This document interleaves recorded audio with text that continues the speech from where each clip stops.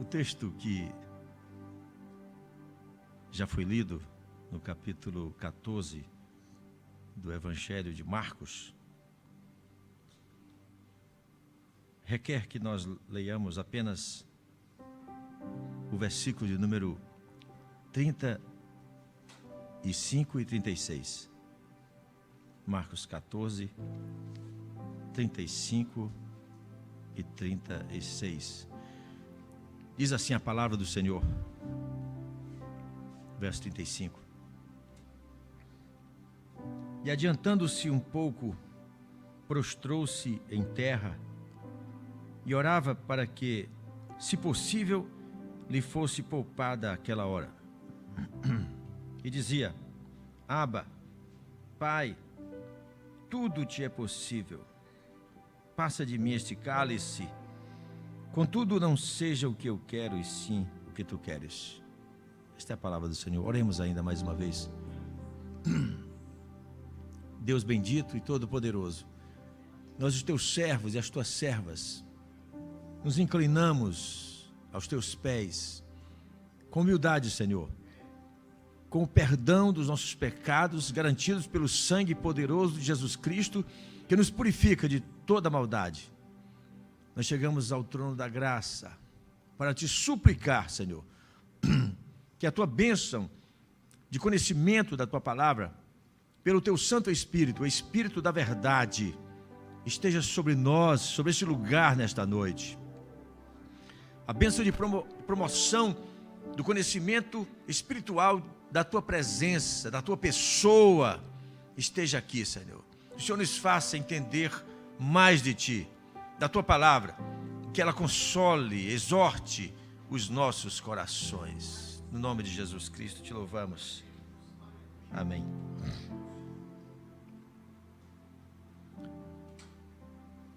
Esta semana foi uma semana muito de luta, né?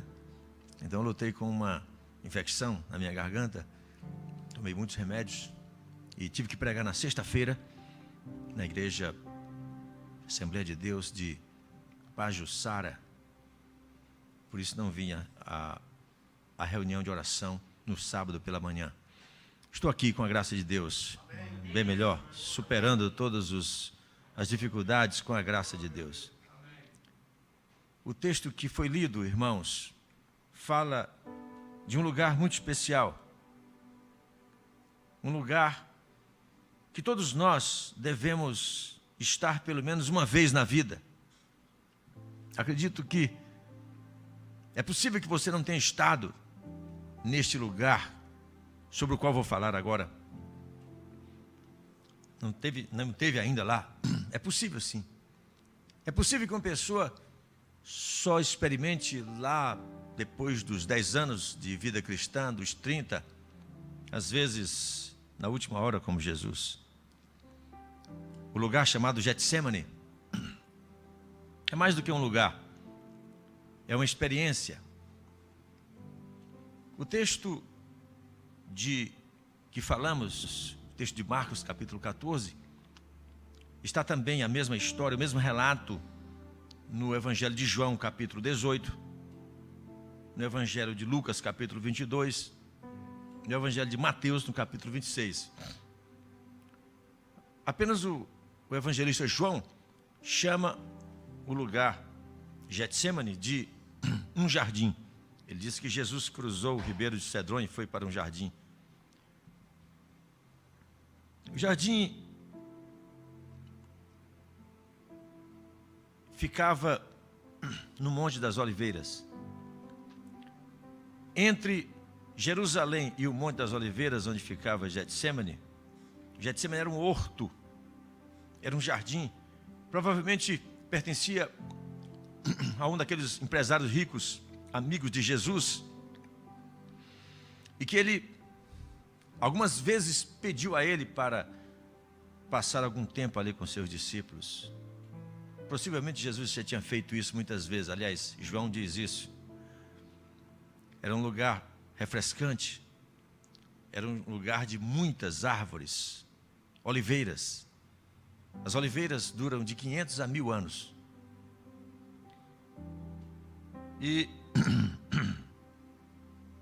Era um lugar plantado, com muitas oliveiras plantadas, talvez uma fonte de água, com alguns passeios, e de modo que era para temperar aquele clima quente ao redor, e para quem estava estressado com a cidade, se refugiava ali. Era perto de Jerusalém. Entre os dois, entre Jerusalém e o Getsemane, os jardins de Getsemane, quem ia de Jerusalém para Getsemane, melhor dizendo, tinha que atravessar o ribeiro de Cedron. O ribeiro de Cedron, em alguma versão, tem Quidron. Aparentemente a palavra podia vir de cedro, mas não é. O ribeiro era conhecido como Riacho Escuro. O rei Davi, que fora um tipo de Cristo no Antigo Testamento, atravessou aquele lugar, atravessou o ribeiro de Cedron uma vez, quando fugia da perseguição de Saul, fugia da perseguição do seu irmão, do seu filho Absalão, que o traíra também. Jesus está na mesma situação. Atravessou o ribeiro de Cedron, também sob a mira de um traidor. Davi atravessou a pé, descalço, está em 2 Samuel, capítulo 15. Ali também no riacho de Cedron, o rei Asa queimou algumas imagens do culto obsceno que a sua própria mãe produzira. Está em 1 Reis, capítulo 15. E ali no Riacho Escuro, talvez esse nome venha daí, eram lançadas águas vindas do templo. No templo havia sacrifícios. Durante o sacrifício, durante o culto, animais eram mortos. E a lavagem do sangue daqueles animais, todo o lixo, toda a água poluída, caía no ribeiro de Cedron, que recebia também as águas utilizadas da piscina agora não sei se é Betesda, mas um desses nomes aí, desses poços, dessas piscinas,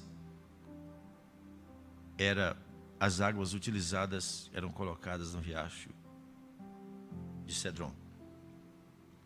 E também o rei Josias tornou aquele riacho meio que um cemitério, quando ele profanou alguns ossos. Você vai ver em 2 Reis capítulo 23. O lugar era meio lúgubre, meio para baixo. Era um riacho raso, pequeno, que dividia. Quem ia de Jerusalém para Getsemane passava pelo riacho de Cedron. O que é o Getsemane? Getsemane é um lugar de oração. Primeiro, é um lugar de oração muito visado pelo inimigo. Visado no sentido de ter a atenção dele. O texto de João capítulo 18, verso 1 e 2, diz que Judas conhecia bem aquele lugar. Conhecia o Getsemane. Portanto, levaram a arquitetar o plano de que o beijo fatal, que finalizaria todo o seu plano demoníaco, fosse dado naquele lugar. Não foi difícil. O lugar era perfeito. Judas conhecia aquele lugar. O Getsemane é um lugar visado. E a palavra conhecia, no grego, é exatamente isso, dar atenção, prestar atenção. Ele tinha uma percepção sobre o lugar adequada para aquele dia, para aquela hora. Judas agiu por caminhos estudados. O inimigo nunca faz assim as coisas por acaso, por última hora. Às vezes nós fazemos. O inimigo estuda bem as coisas. Ele estuda. Getsemane é também um lugar onde os amigos mais chegados, Pedro, Tiago e João, de Jesus, não conseguem alcançar a nossa dor.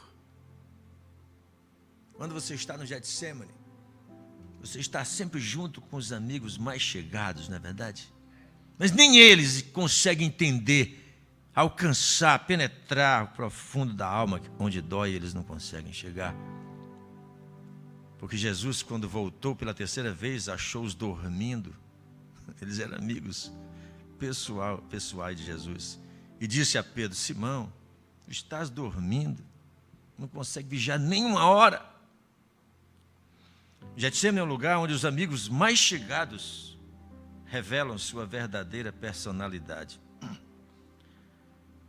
Na hora da oração, angústia, Getsemane, nem sempre para falar espiritual, você toma uma decisão, a personalidade pertenceira. Não tem como. Por causa de partido político. Ele saca uma espada, agride um soldado. O Getsemane é o lugar onde a dor é profunda, mas é pelos pecados dos outros. O texto de Mateus diz que Jesus começou a entristecer-se e a angustiar-se e disse: a minha alma está triste até a morte. O texto de Marcos diz que ele foi tomado de pavor e de angústia. E Lucas diz que ele estava em agonia e suava gotas de sangue. O máximo que um ser humano pode atingir em matéria de pavor e sofrimento. A dor é profunda, mas Jesus estava sendo amargurado pelos pecados dos outros. Assim também ocorre. A gente sofre mais quando entramos no Getsemane por pecados cometidos pelos outros do que muitas vezes pelos nossos. Lembro quando o reverendo Jimmy Swaggart, há cerca de mais de 20 anos, teve uma queda moral, espiritual horrenda, da qual ele depois também se recompôs e pediu perdão em público, em televisão. Mas quando ele caiu, foi dito que o reverendo Billy Graham passou 3 dias de joelhos, passou 3 dias em jejum, agradecendo a Deus porque não foi com ele e pedindo pela vida do pastor. O Getsemane é um lugar da dor profunda pelos pecados dos outros também. Getsemane é o lugar onde você se torna capaz, é o lugar adequado, é a forma onde você ali, somente ali, vai ser capaz de chamar Deus de Abba. E sabe o que é Abba? A tradução em português diz que é pai, sim. E nós entendemos até aqui, temos visto que significa paizinho. Não é necessariamente isso. Quem me alertou foi o pastor René Kivitz. E você vai olhar, e é mesmo. Abba quer dizer, sabe aqueles primeiros sons do neném? Quando está crescendo, você põe no braço e os primeiros sons é papá, papá. É isso aí. É esse som. Portanto, o texto disse: mas, e adiantando-se um pouco, prostou-se em terra e orava para que, se possível, ele fosse poupado daquela hora, e dizia: Abba, pai. Ele disse 2 palavras, ele disse papa, pai. Ele disse uma palavra como criança e uma palavra como adulto. Ele disse uma palavra, a palavra Abba, que não tem significado lexical nenhum, mas é profundamente revelação de uma dependência total de Deus.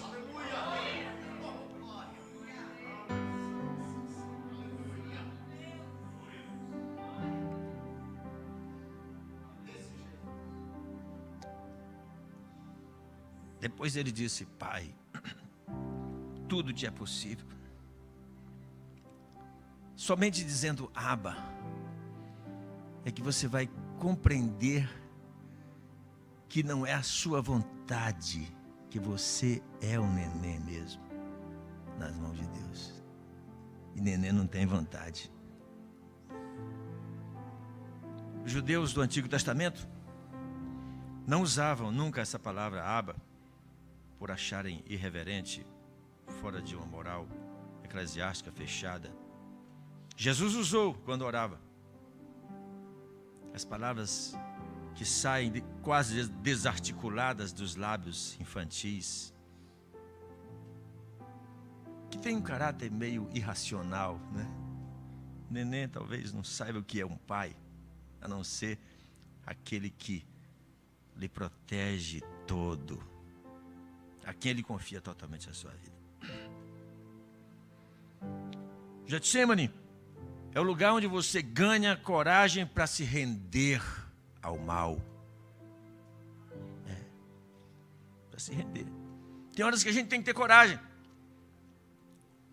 O verso de número 42, lendo o 41, que diz: se veio pela terceira vez e disse-lhes: ainda dormis e repousais, basta, basta, chegou a hora, o Filho do Homem está sendo entregue nas mãos dos pecadores. E disse: levantai-vos, vamos. Eis aí o traidor, ele vem vindo. É muita coragem. Vamos nos entregar. Que geralmente, quando alguém entra numa campanha de 72 semanas, 300 dias, 57, não sei quanto, nada contra a gente pode fazer. Mas quando entramos, em geral, é para ganhar. Sim ou não? É para ter vitória. Aqui, quando você entra no Getsemane, é para perder. Está disposto? Quem é que tem coragem? Getsemane é para ganhar coragem, para se entregar. Levantai-vos, vamos. Aí vem vindo o traidor. Ainda que, ao sair do Getsemane, naquele mesmo contexto, era escuro, certamente frio, cheio de árvores, cheio de olhares policialescos atrás das árvores, fora do traidor. Ainda que ele disse, quando Pedro, o seu discípulo mais prepotente, sacou da arma, ferindo o servo do sumo sacerdote, ele disse: guarda a tua arma, guarda a tua espada. Está pensando que eu não posso pedir ao meu pai agora? E ele me disporia mais de 72 mil anjos, mais de 12 legiões. Uma legião é 6 mil, são 6 mil anjos. Ele me mandaria mais de 12, são 72 mil anjos. Eu tenho ao meu dispor. O Getsemane proporciona você a certeza de que você tem, mas não quer usar a seu favor, porque você está se entregando. Getsemane é o lugar de entrega, não de busca por carro, por casa, por bens, por emprego, mas é o lugar de dar.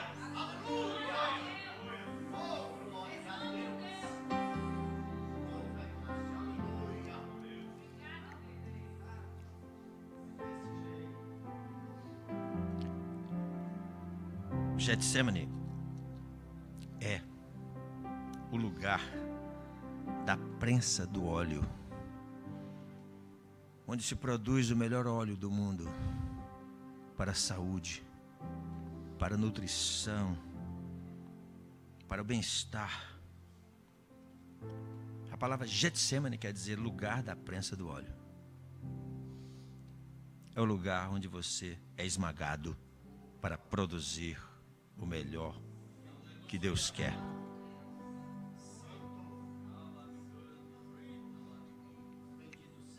O hino clássico da enologia evangélica mundial, produzido talvez há mais de 2 séculos acerca disso, cuja letra começa assim: se paz a mais doce me deres gozar, se dor, a mais forte sofrer, ó, seja o que for, tu me fazes saber que Jesus,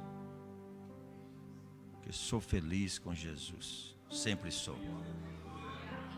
Esse hino foi produzido não por uma pessoa que estava num palácio, não por uma pessoa que estava com um cargo altíssimo, numa alta repartição multinacional, nem por alguém que havia ganhado uma batalha, nem por alguém que estava ganhando os tubos de dinheiro. Não foi. Foi produzido por um homem que havia perdido tudo. Perdeu a família todinha. Quando chegou a notícia, por último, de que ele havia perdido tudo, então ele compôs esse hino. Quando ele estava esmagado, então produziu o melhor que a alma humana convertida pode produzir. O que é que nós aprendemos aqui? Pela graça de Deus. Nós aprendemos hoje, desse texto, que, embora o nosso jardim belo, cheio de sol, de frescor, de água pura, de calma, de paz, embora ele possa ser ameaçado pelo mal e a noite esteja escura, eu nunca vou deixar de visitar o Getsemane com os meus melhores amigos. Eu nunca vou deixar de ir ao Getsemane, mesmo sabendo que ali eu posso encontrar uma noite escura e pessoas me traindo.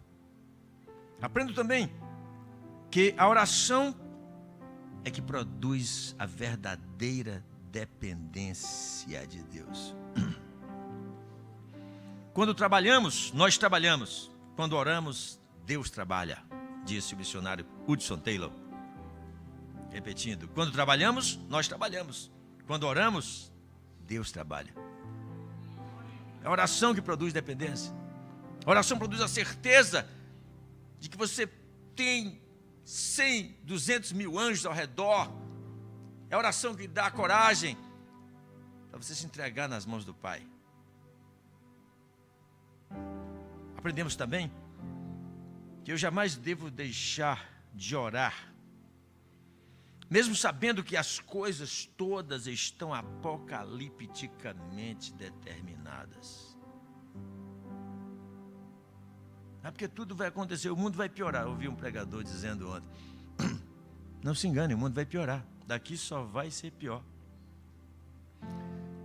Mesmo assim, contudo, apesar de todo o conjunto apocalíptico que se apresenta, que se levanta diante de nós, eu nunca vou deixar de orar. Porque orar não é pedir, como nós estamos viciados. Não está errado não, a gente deve continuar pedindo, mas a gente é viciado em pedir. Pensa que oração é só pedir. Oração não é só. Orar é estar na presença de Deus. Ele gosta que nós estejamos na presença dEle. A Bíblia diz, Gênesis, no início, quando Deus, antes do pecado, antes da queda dos nossos primeiros pais, a Bíblia diz que Deus, o Pai, o Criador, visitava Adão na viração do dia. Ao entardecer, Deus visitava Adão. Tem um versículo também no livro de Marcos, acho que é o capítulo 11, onde Jesus chama os seus discípulos para estarem com Ele. E pronto, dá ponto final. É só para estarem com Ele. Para nada mais. Já pensou? Ele não deu nenhum discurso. Não disse, vem aqui, vou ensinar vocês como é que faz um milagre. Como é que expulsa um demônio. Como é que dá uma frase para a pessoa se converter logo da primeira. Nada disso. Como é que faz um culto, uma liturgia bem arrumada. Só para estar com Ele. Chamou só para estar. Chamou os discípulos para estarem com Ele.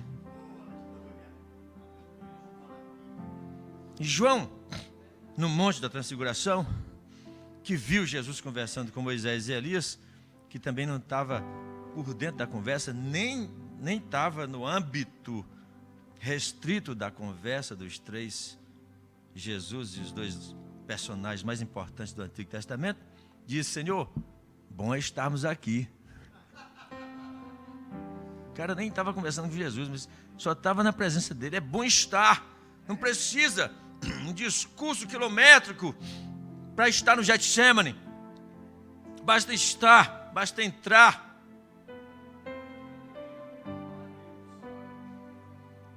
Eu aprendo também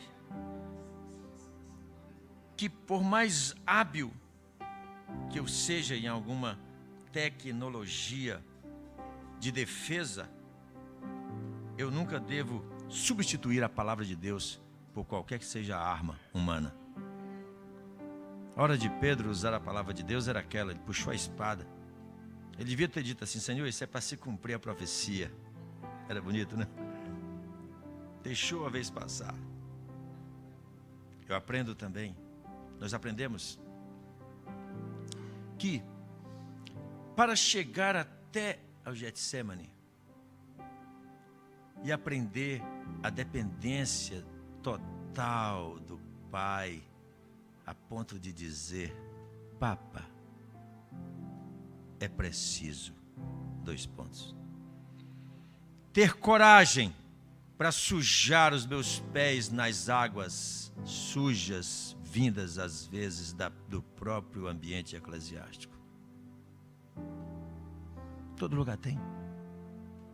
Eu tenho que ter coragem de passar aquelas águas sujas que vêm do próprio do poder eclesiástico, sem se contaminar com elas, sabendo que o seu foco não é ali, mas é mais adiante, no Getsemane. Aprendo que para chegar ao Getsemane e aprender a dependência do Pai, ao ponto de dizer: Papa, Abba, eu tenho que experimentar a solidão escura, embora rodeado de amigos que nunca vão alcançar a minha dor. Nós temos amigos sinceros demais, todos nós temos, mas ninguém alcança a dor que só você sente no Getsemane. Os discípulos, o máximo que eles conseguiram era dormir, sendo amigos de Jesus. Era o máximo. Eles queriam ajudar a Jesus, claro. Pedro disse 3 vezes: eu não te deixarei por nada. O mundo inteiro pode te deixar, mas eu não. Dormindo. Só conseguia dormir. É preciso, para chegar ao Getsemane e aprender a dizer Papa, é preciso aprender que mesmo nos espaços de profunda comunhão, como a Santa Ceia, ali mesmo, Satanás pode estar agindo. Lembra que Jesus estava na Santa Ceia? Judas não estava, era lá fora. O pensamento do inimigo é lá fora, é uma comunação, é contrário, é pesado, ele não aguenta a Santa Ceia. Satanás não aguenta a comunhão. Se tem uma coisa que Satanás não aguenta, é a comunhão. Então pratica a comunhão, você expulsa ele. Só conviver em comunhão. Aprendo também que amigos íntimos, sinceros, podem nos prometer apoios incondicionais que nunca irão poder cumprir. Eles não cumprirão, não é porque não querem, são amigos. Às vezes não vão poder, porque o apoio vem de Deus. E é preciso também aprender que o Getsemane não é um lugar físico, mas um estágio de aprimoramento da fé, e que eu preciso estar pronto para visitá-lo no tempo de Deus. No tempo de Deus. Tem a hora que Deus vai abrir as portas para você entrar no Getsemane. Não é você que quer. Não é você que quer. É Ele que quer, na hora dele. Chegou a hora, ele disse. Tá, chegou a hora. Essa é a hora do inimigo. Lá vem ele.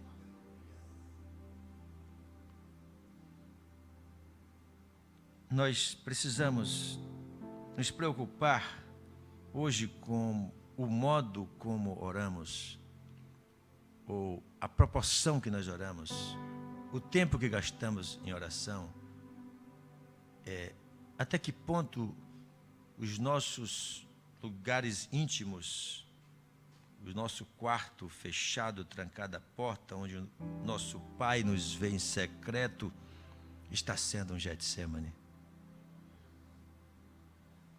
Termino com uma frase do teólogo puritano Samuel Chadwick, que disse o seguinte: a maior preocupação do diabo é afastar os cristãos da oração.